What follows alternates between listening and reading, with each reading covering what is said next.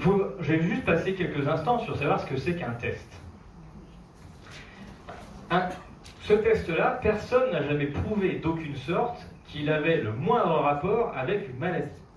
Comme je vous l'ai dit, même la séquence du virus du début dont on prétend qu'elle est responsable d'une maladie mortelle, les preuves scientifiques ne sont pas là.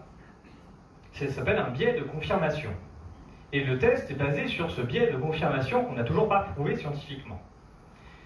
Mais on va aller plus loin sur ce que c'est qu'un test. On va imaginer qu'on a quand même un test qui fonctionne. C'est-à-dire qu'on aurait prouvé scientifiquement qu'il y avait une relation de causalité entre le virus et la maladie. On l'admet pour l'exercice. Eh bien, quand on fait un test, on doit vérifier que le test a bien un rapport avec ce qu'on est en train de mesurer. Si on prend l'exemple des tests de grossesse, les tests de grossesse, ils ne sont pas parfaits. Ils ont une spécificité, une sensibilité, comme tous les tests.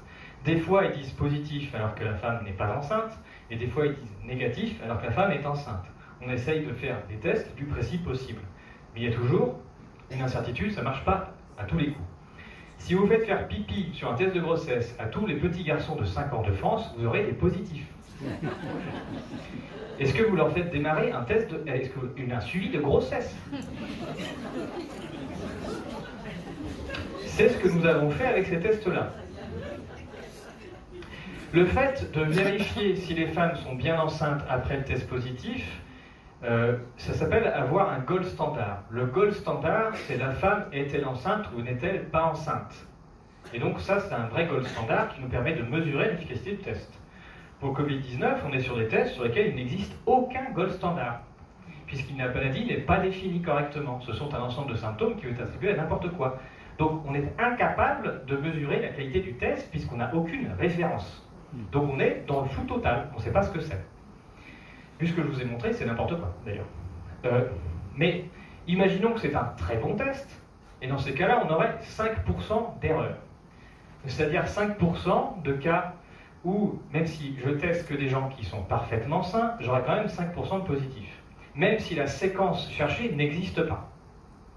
C'est-à-dire que si je suis en dessous de 5%, je ne peux pas être certain que la séquence que je cherche existe dans la population.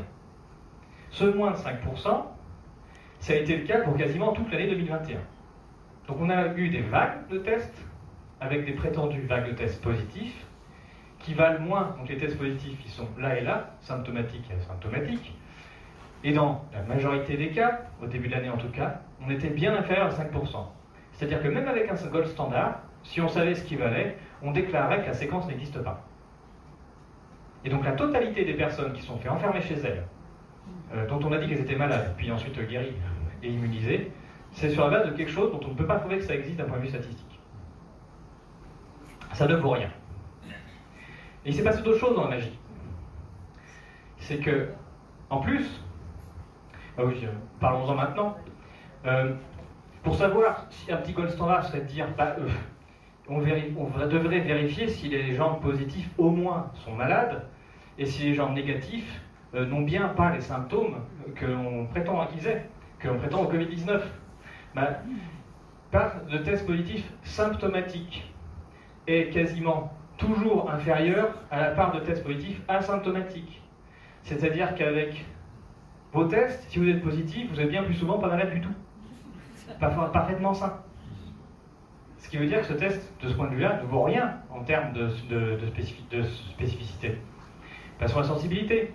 Vous avez les symptômes du Covid-19. Et bien du coup, vous êtes symptomatique. Dans l'écrasante majorité des cas, vous êtes négatif. C'est que dans l'autre sens non plus, ça ne marche pas.